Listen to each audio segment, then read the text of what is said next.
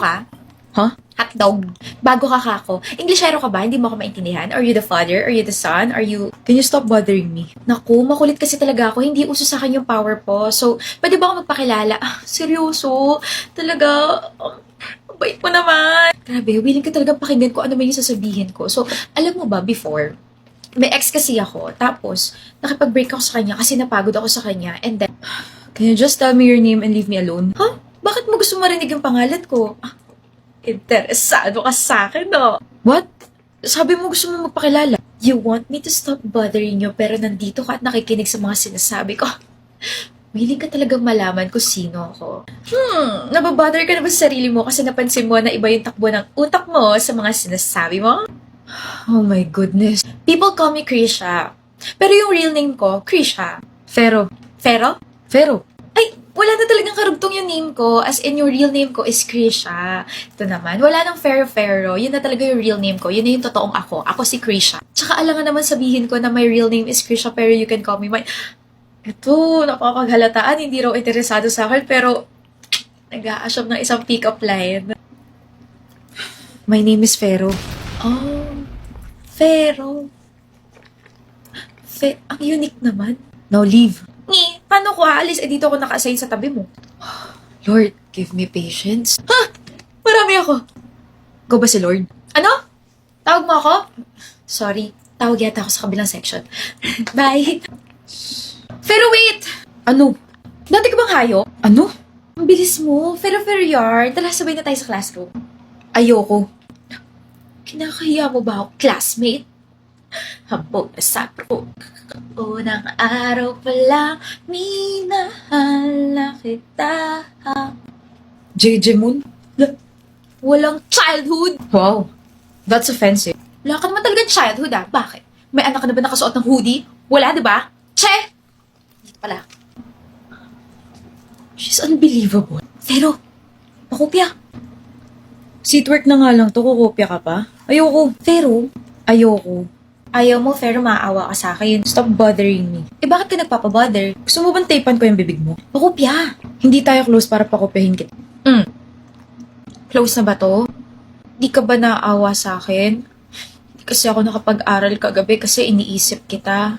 Iniisip mo ako kagabi? Oo, iniisip ko paano kita guguluhin ngayong araw. Dali na, pakopya. Pakutos nga isa. Thou shall not hurt your neighbor. Naglalapag ka na nga lang ng ganyan, mali-mali pa. Oh, ayaw mo ako magkamali ha. Pakopya na para perfect na ako. What number? Yun, 3, 8, 12, 13, 14, tapos lahat ng identification. Di ko ba karmahin yan? Hindi, sarili ko yung karma ko. Ano ba dapat kong gawin sa'yo? Pakopyahin. Pero, wow, kid. Grabe, thank you so much ha. Kung hindi dahil sa'yo, baka bagsak na ako sa seatwork na yun. You owe me. Alam mo, Fero, pag daw labag sa kalooban yung ginawang act, nako! Di daw talaga nabibigyan ng mga blessings. Sige ka. Mabibigyan ako. Ayun naman pala eh. Aware ka na pala, kaya wag ka na maningil. You owe me ka pa dyan. Oo na, I'll pay. Iali ko ng aking heart. Di kita type. Kala mo naman may choice ako. Pero bakit ang nonchalant mo? Hindi ako nonchalant. Alam mo ba, ayoko sa nonchalant. Ayoko sa mga quiet like you. Then stop bothering me. Pero you caught my attention kasi parang you have so much humor in yourself. Humor? Oo, you have so much humorless. Ang boring mong tao. Marunong ka ba mag-joke? Bakit ba napaka-random mong tao? Alam mo ba na kapag ang shampoo nabawasan, magiging siyam na lang siya? Tapos mahilig pa sa history. Naisip ko lang, titigas kaya yung buhok nila pula-po kung Magellan. Pero, Ano? may joke ako tungkol sa law. Kaso, pag namatay ako, mamimiss mo ako. Ewan ko sa'yo. Funny kaya ng mga jokes ko. 3 araw ko yung tinawanan. Tahimik mo. Di ka sanay? Wala lang, nakakabingi lang yung katahimikan. Baka pag nag-ingay ulit ako, marindi ka na naman. Nakakaarindi naman kasi talaga. Tapos yung boses mo, sakit sa tenga. Krisha! Good morning, FIFA! Good morning, Fero! Bakit ayaw mo akong pansinin pagkatapos mo mag-hysterical? Ano? Ano hysterical? Ikaw, ha? Dali na lang natin siya sa ospital. What if it's something serious? Kahit mo naman, di ba kung gano'n siya namumutla? Kausapin ko na yung nurse. Asawa mo? Ha? Makapag-react, akala mo naman asawa mo si Krisha. Bro, do you even hear yourself? This is not the right time to joke. And this is not the right time para maging OA ka. May lagnat lang yung tao, kala mo naman mamamatay siya. She joked a few days ago na kapag namatay daw siya, mamimiss ko siya. So, what if... Bakit mo ako binatukan? Before ka pa pumasok sa school na to, ganyan na siya mang guilt trip. Nasabihin niya na rin kami na wala siyang sakit o ano. Lagnat lang yung meron siya, pre. Huhupa din yun bukas. Seryoso ba? What if she's lying? Eh di mamamatay siya. Ano ba, pre? Ikaw ang ano ba? Sinabi na nga yung totoo, ayaw pa rin maniwala. Ewan ko sa'yo. Love ka lang yata. Asawa mo ako? Tigilan mo nga ako. Girlfriend? Ano ba? Wala ako nakamamatay na sakit, hindi pa ako mamamatay. Lagnat lang yung nangyari. I don't care. I don't care. Sure ka? Parang hindi yun yung narinig ko sa mga blockmates natin. Kasi sabi nila, nung nag-collapse daw ako, sumigaw ka, nagpanik, tapos binuhat ako, tapos tumakbo ka papuntang klinik. Tapos hindi ka rin mapakali, tapos parit-parito ka, tapos gusto mo pa ako dalhin sa ospital, tapos... Oo na, nag-alala na ako sa'yo. Pero Nonchalant ako. tangik, tinatawag kita. Okay na ulit ako, hindi na ako maputlao. Ganda-ganda ko na kaya ulit. Never ka naman pumangit. Ay, hindi yan galing sa awa. I'm telling the truth. Why are you smiling like that? Ang creepy mo. Kinilig ako bigla. Parang ang weird pakinggan na mabait ka sa akin. Mabait naman talaga ako sa'yo. Pwede pa kopya ulit. Joke lang, ako na yung babawi. Sige, lilibre na kita. Ng ano? Siguro kahit ano except tao, bagay, hayop, lugar, pangyayari, kinakain, ginagamit. Wah, nag-offer ka pa ng libre. Ililibre na lang kita ng pasensya kasi never ako mawawala sa buhay mo. Or kahit mamatay man ako. Stop talking about death. Ayaw mo ako mawala? Ayaw mo ako mawala? Ayaw mo bang mawala tong cute na to na ang pangalan ay si Krisha? Ayaw mong mawala. Da! Oh, yan, bayad ka na. Pero, i-delete mo yan. Ayoko nga. Pero! Sige na nga. Talaga? I-delete ko to, pero gagawin ko muna tong wallpaper. Pero! Nakita rin kita walang voice. Good morning. Kinakangiti. Masama? Wala lang, di lang ako sanay. Dati kasi lagi ka nakabasang. Talaga? Hindi ko napapansin. Niloloko mo ba ako? Kahit hindi pa tayo, wala naman akong balak lokohin ka. Bakit ka ganyan makatingin? Ano sabi mo? Bakit? Kahit hindi pa tayo, wala ka naman balak lokohin ako. Oo. Ano meron? Ah, It means seryoso ako sa'yo. huh? Weirdo. Ako pa talaga? Kung ano-ano kayo mga pinagsasabi mo dyan? I think my heart just fluttered.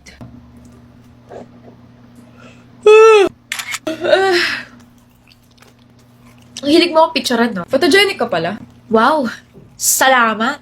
Oh, bakit parang nauubusan ka na ng pasensya? Akala ko ba bibigyan mo ko? Wala na, nakuha mo na lahat, visit ka. Himala, ikaw na yung grumpy sa ating dalawa. Kuhang-kuha mo yung pika ko this past few weeks eh.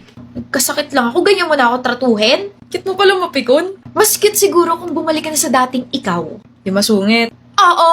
Ayoko nga. I really like who I'm becoming kapag kasama kita. Nako, pero... Careful. Baka naman mag-assume ako niya na may gusto ka sa akin. Baka nga. Huh? Baka nga gusto na kita. Hindi. Let me rephrase that. Krisha, gusto na kita. Krisha, gusto mo kumapya? Ha? Krisha, sabay tayo kumain. Ha? Krisha, bibili ako ng drinks. You want anything? Or gusto mo ng juice? Diba, favorite mo yun? Ha? Hatid na kita, Krisha. Ha? Hotdog. Ha? Kanina ka pa hanang-ha. Okay ka lang ba? Do you need oxygen? How can you be so calm after confessing yesterday? Ha? Dahil ba doon kaya ka ganyan? Samantalang ako, parang lalabas na yung puso ko na parang ako yung nag-confess at nag-propose sa'yo kahit wala naman talagang singsing at proposal. I mean, nag-confess ka lang naman sa akin. Sinabi mo lang naman na gusto mo ko.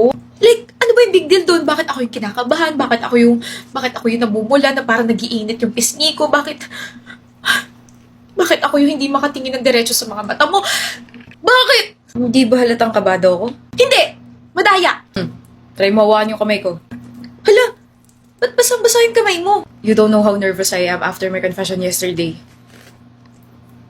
Hindi pa ako nakakapasok ng school kanina, kabado na akong harapin ka. Like, grabe na yung pawis sa kamay ko. Ganun ba? Pero ang galing kasi, like, you're approaching me na para bang hindi ka umamin. Kasi I just need to remind myself na kapag tinalo ko ng kaba, magiging talo ko. Ha? Pag nagpalamon ako sa kaba, baka I'll regret not doing anything in the future. Ulitin ko lang I really, really like you, Krisha. Pero syempre, I don't want to pressure you into anything na you're not ready for. I just, want to express what I feel. Katapos ng conversation na yun, bigla akong naisip kung paano nagbago si Fair habang katabi ko at kausap ko all throughout the semester. I felt like he transformed from being nonchalant, masungit at mataray to someone na sobrang soft. Pero sa akin lang niya pinapakita. Yung ngiti niya na parang bata, yung tawa niya na nakakahawa, yung inosenteng tingin niya. Ramdam ko na binababa niya yung mga walls niya kapag kasama ako. He's warm, he's gentle and genuine in a way na bihira akong makita sa kanya noon. Wow! The realizations. Wow. Hi, Krisha. Bakit? Nakakainis kang tignan. Bakit? Bakit bigla kang gumapo sa paningin ko? Feeling ko kapag kumopya ako sa'yo, mukha mo na lang ilalagay ko sa paper ko eh. Progress? Ewan!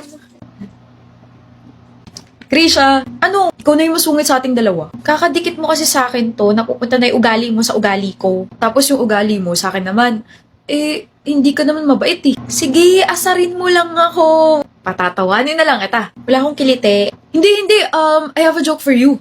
Ano? Paano nag-exchange gift ang mga dentista? Di, nagbubunatan sila. It's not funny. Sige, isa pa. Yung sisig ba na walang egg, ang tawag ay sis? Not funny ulit? Pero bakit kapag ikaw yung nagjo-joke, sobrang funny? Natawa ka noon? Oo, pinigilan ko kasi I was being reserved, quiet, and parang mataas yung walls. Wait. Marami pa ako dito sa phone eh. Kita ko to sa TikTok. Wait, may listahan ka na mga jokes? Oo, para I can make you happy, tapos para makakip up ako sa mga, ginagawa mo sa buhay. Kasi gusto ko rin maging loko-loko. Di ko alam kung ma-offend ako sa sinabi mo. Ang kabaliktaran daw ng compare ay, kumari! Kumpare, tas kumare. Alam mo, na-imagine ko na kapag ikaw yung nagbato ng joke na yun, sobrang funny. Like, matatawa talaga ako ng sobra. Wait, isa pa. Ito. Anong sabi ni Baby Rubber Band kay Mother Rubber Band? Ano? Di, goma! Cute mo, Fero. Ha? Nakakainis kasi ang cute-cute mo sa paningin ko. Progress? Ang lala na parang ewan, like parang 2 weeks ko nang naiisip yung mga realizations ko plus you being like this. Ababongga na nga talaga yung progress. Sabi mo nga, napopogian ka na sa akin, tapos nakukitan ka pa sa akin. Gusto ko pa. Sige. Anong mas mataas? Hindi. Ha? Pogi ka na, cute mo na. Gusto ko pa. Oh my goodness. Nakakainis kasi ang baby mo sa paningin ko. Like parang gusto ko. Gets ko. Kasi ganun ka rin sa akin. Kapag nagsusungit ka, ang sayo mong suyuin kasi ang baby mo sa paningin ko. Parang ang sayo-sayo mong i-baby kasi ganun ka lang sa akin. Nakakainis! Ano yan? Ba't ganyan ka? Kinikilig ako, ba't ba? Masyado akong soft sa paningin ko eh. Dali pa, kiss. Huh? Gusto mo nga talaga ako. Shut up. Oo na, wala pa man. Sinasagot na kita, Krisha. Pero, sinasagot mo na ako, pero syempre, liligawan pa rin kita everyday. It's a big yes. Ewan ko sa'yo.